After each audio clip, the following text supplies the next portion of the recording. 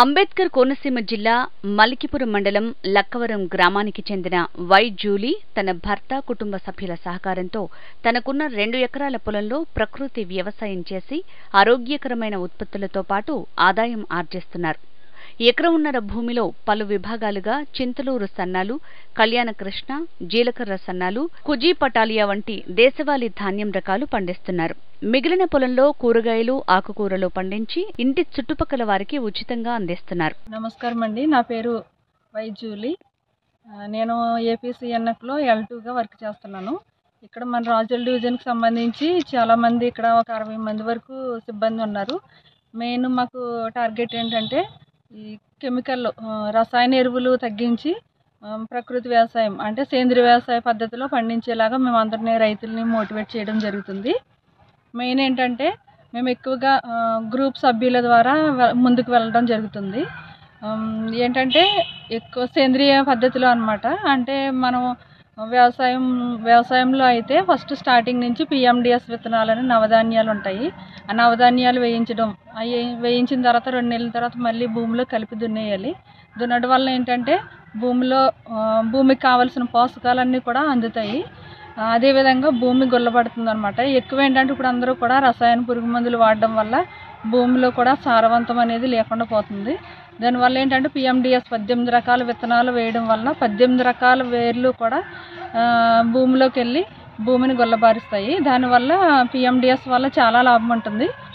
ఆ PMDS వేసిన తర్వాత అది భూమిలో కలిపి దున్నేసుకోవాలి. దున్నిన తర్వాత అప్పుడు మళ్ళా విత్తన శుద్ధితో స్టార్ట్ చేయాలి. అంటే విత్తనాలని బీజామృతంతో విత్తన శుద్ధి చేసి మనం జల్లుకోవాలి. జల్లిన తర్వాత అదేవిధంగా విత్తన శుద్ధి చేయడం వల్ల ఏంటంటే భూమి నుంచి వచ్చే తెగుళ్ళు కానీ విత్తనం నుంచి వచ్చే తెగుళ్ళు కానీ బీజామృతంతో విత్తన శుద్ధి చేయాలన్నమాట.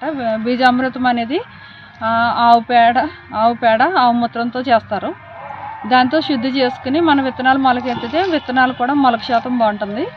అలాగా ఫస్ట్ ప్రాసెస్ స్టార్ట్ అవుతుంది. అలా స్టార్ట్ చేసిన తర్వాత మళ్ళీ నారుమడి పెరిగిన తర్వాత దాంట్లో కూడా ఏంటంటే నారుని కూడా శుద్ధి చేయాలి బీజామృతంతో. నారుని శుద్ధి చేసిన తర్వాత అవి కొసలు తుంచి నాట్లు వేసుకోవాలి. నాట్లు వేసిన తర్వాత మనం లైన్ షోయింగ్ అని మన కొన్ని పద్ధతులు ఉంటాయి. లైన్ షోయింగ్ వేసుకోవచ్చు, శ్రీవారి పద్ధతి అని పద్ధతులు ఉంటాయి.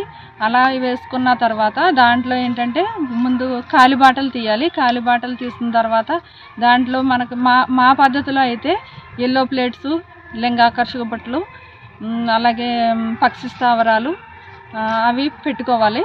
అవి పెట్టుకోవడం ఏంటంటే ఎల్లో ప్లేట్స్ వల్ల దోమని గుర్తించవచ్చు అనమాట.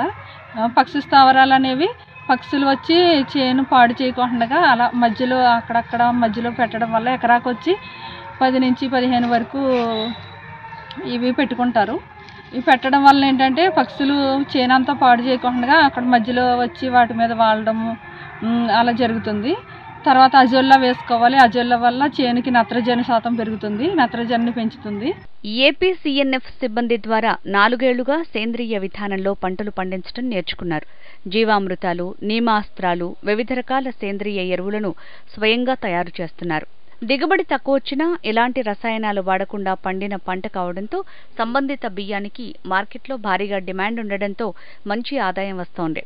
ఈ రకాల బియ్యం విత్తనాలు పశ్చిమ గోదావరి, విశాఖ నుంచి తీసుకొచ్చారు. ప్రస్తుతం సంబంధిత విత్తనాలను ఆమె తయారు చేసి పలువురు రైతులకు ఆదర్శంగా నిలుస్తున్నారు. ఊడ్చిన 15 రోజులకి జీవామృతం వేసుకోవాలి.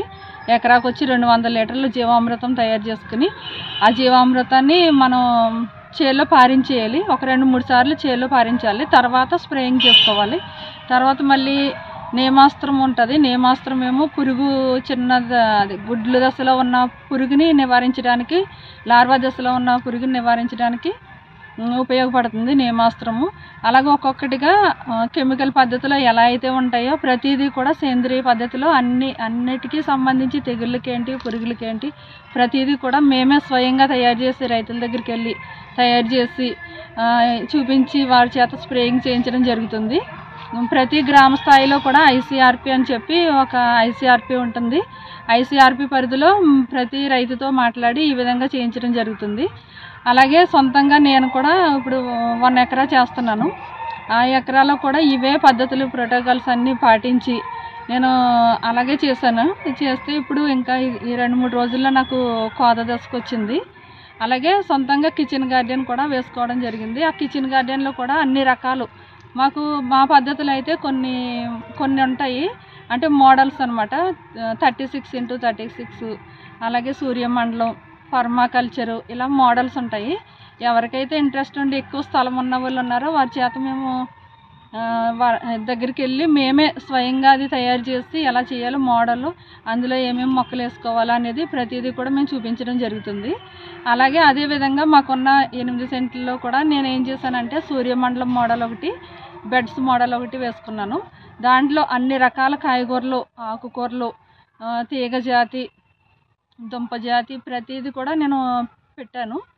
పెడితే అందులో కూడా ఏంటంటే మేము మా పద్ధతిలో ఉన్నాయి. ద్రవజీవామృతము, ఘనజీవామృతము ఇవన్నీ వేయడం వల్ల ఏంటంటే ఏ విధమైన పురుగు మందులు వాడకుండా ఇలా వేయడం వల్ల మనకి ఆరోగ్యానికి కూడా మంచిది. అలాగే మనకి ఇంట్లో కావాల్సిన సరిపడా కాయగూరలు కూడా మనకి అందుతున్నాయి. అలాగే నాకు నా కిచెన్ గార్డెన్లో కాసినవి అయితే నేను మా చుట్టుపక్కల ఉన్న వాళ్ళందరికీ కూడా నేను ఇవ్వడం జరిగింది. అలాగే చాలామంది సార్లు కూడా పైనుంచి స్టేట్ నుంచి వచ్చిన వాళ్ళు ఇక్కడ జిల్లా నుంచి సార్లు కూడా వస్తూ విజిట్ చేస్తూ వెళ్తూ ఉంటారు. మనకి ఏమి కావాలన్నా ఏ సూచనలు ఇవ్వాలన్నా సార్ వాళ్ళు ఉన్నారు. అదేవిధంగా మేము ఉన్నాం. మా కింద ఇంకా ఐసీఆర్పీలు ఉన్నారు. మేమందరం కూడా ఇలాగ అందరూ పురుగు మందులు తగ్గించి ఈ సేంద్రియ పద్ధతిలో వ్యవసాయం చేసుకోవాలని, అందరూ ఆరోగ్యాన్ని కాపాడుకోవాలని ఆశిస్తున్నాం.